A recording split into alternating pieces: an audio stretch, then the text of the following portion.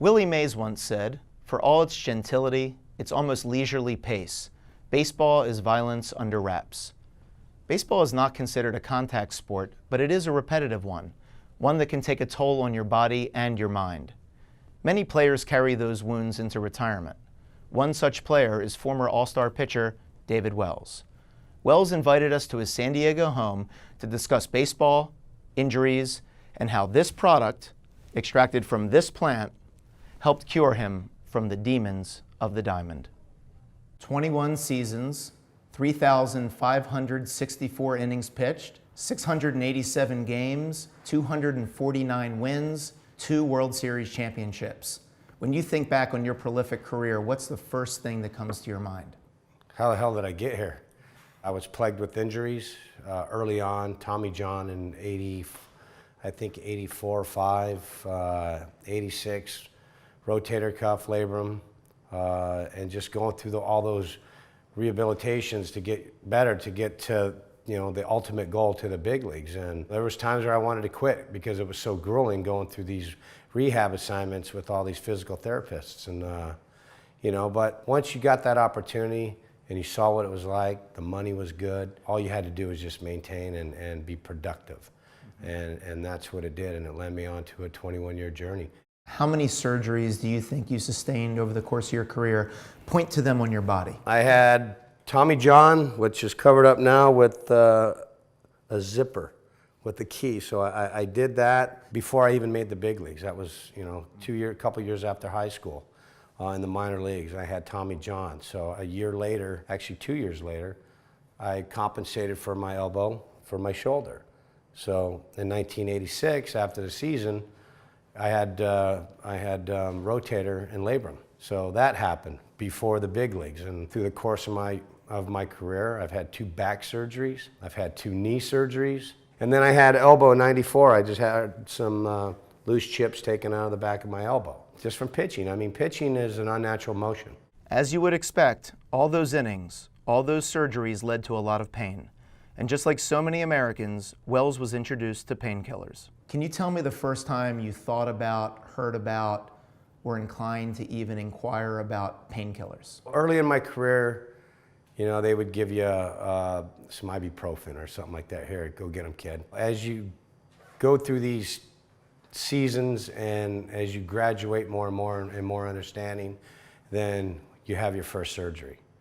Okay, then when you come out of the operating table to the recovery room and you wake up, and then when that wears off, you're like, wow. And I recall that in what year was it, 1986, when I had my first shoulder surgery. And I was screaming at the top of my lungs, give me morphine. And the nurses wouldn't do it. Dr. Andrews comes in and says, give him some morphine. And talk about instant relief, it was awesome. I went back to sleep, woke up, felt better, got on a plane and came back to San Diego. Were you taking them when you were pitching, the night before you were pitching? I didn't want to come out of the game, so I would pop a couple before the game and pitch on them. And I did that for a long time.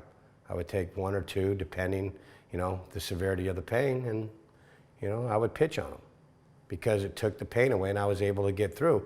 Because let me tell you something, in 2000, I went 20 games. And between the Percocets and the cortisone shots that I took that year to keep me on the mound, 20 is the mecca, that's the goal. If you win 20 games, you're doing something, and that's like a pitcher's dream to win 20 games, because normally you're in the hunt for Cy Young.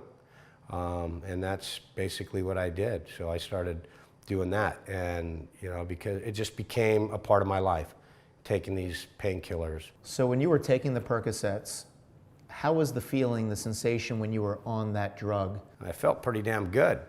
I mean, it got me through, pain-free. When it wears off, you just blah, you feel your aches and pains. So that temptation is there. Do I take another one? I'm pitching at 7:05 and it lasts till, 10:30, 11 o'clock. Do I need another one? I've just done my job. Well, after a game, you usually go out, pop another one. It wasn't a habit of doing it, but I did it quite a bit through my career. I'd say probably from 99 on, probably 75, 80% of the time I was on it. And then recreational, depending on what we did that week or that weekend. I just took the painkillers as needed and then got off of them. And that was it until later on in my career in '99, when I was, I had, just a lot of pains and, black market stuff you can get, because you can't just go to your doctor, hey man, give me a couple hundred Percocets. So, through friends and all that, you know where to get them, and that's how I'm like, wow, these are awesome. I started taking them as needed, because I can get them. Touch of a dial, boom. How many you need? I got them. And then that was it. For 16 years, Wells had a steady regimen of Vicodin, Percocet, and Toradol, even continuing use of prescription painkillers after retiring from baseball in 2007, until he was introduced to something that would change his life forever. Wells saw a 60-minute special about something called CBD oil and how it helped a 4-year-old girl overcome chronic seizures.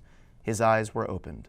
I watched it and I was just really, like amazed how nobody wants to sell to a 4-year-old, but finally they got her on there, these 5 brothers in Colorado, and they got him on. So I talked to my buddy Steve. I said, Steve, do you know how to get the CBD? And he just looked at me and he laughed and he goes, I grow it. I grow it. And I said, no, you don't. He goes, oh yeah, I do. I said, well, I want to try it because I'm tired of the Percocets, tired of the way I feel like crap when I take them. Wells began using CBD oil on a regular basis and became such a believer in the therapeutic benefits of the product that he invested in a company called Green Sticks. There are many misconceptions about CBD oil, even among the medical community. To gain clarity, I sat down with Dr. Alan Frankel, an LA-based internist who has spent much of his 37-year career studying the effects of cannabis. So what are the facts about CBD?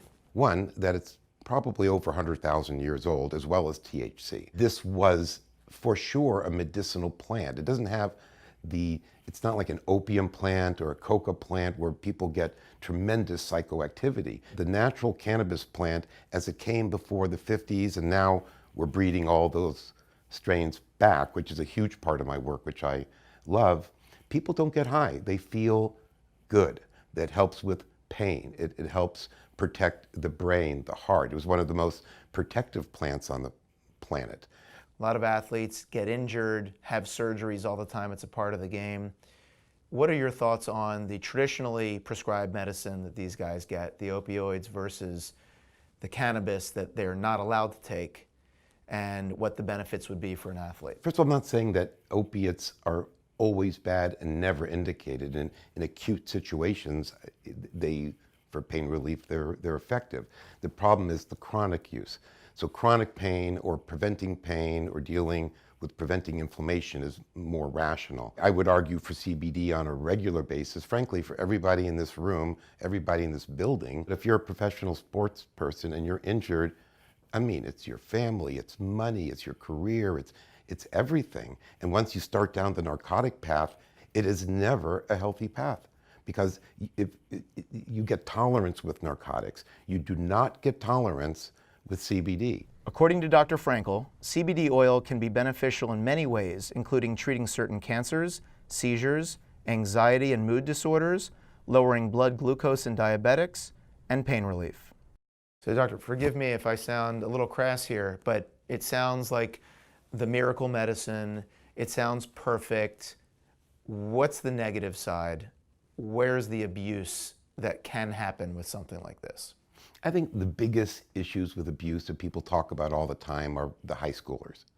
And my personal view is, I'm sure there are a very small percentage, the US federal government says it's 5% of people who become addicted to cannabis.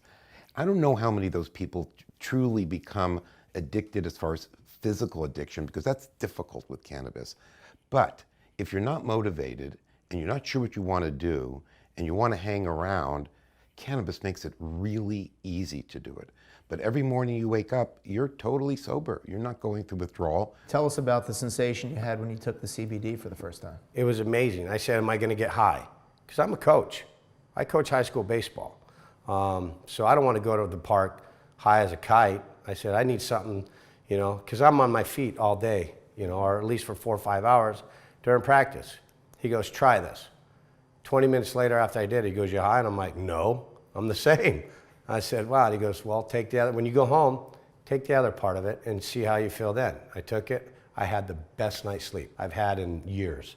I don't give a crap what people say, what they think of me or whatever. Oh, you know, you're a drug addict or whatever. I'm not a drug addict. I'm living proof that CBD works. I got a torn rotator cuff I've been blowing off for 3.5 years because I golf every day. I go fly fishing, I go hunting. I'm an outdoorsman, and I'm able to get full range of motion by taking CBD just a few times a day. Wells recently had a serious rotator cuff surgery, and instead of using painkillers as in the past, he only used CBD oil to manage his pain after surgery and through the entire rehabilitation process. And Wells isn't the only athlete who is pushing for a change in how professional sports handle pain management. How do you feel about some professional athletes currently playing today lobbying their leagues to make this legal? Eugene Monroe of the Baltimore Ravens wrote a letter recently saying that this should be a legal substance to help with pain tolerance and pain management for NFL players, for example. I'll go on the bandwagon with them.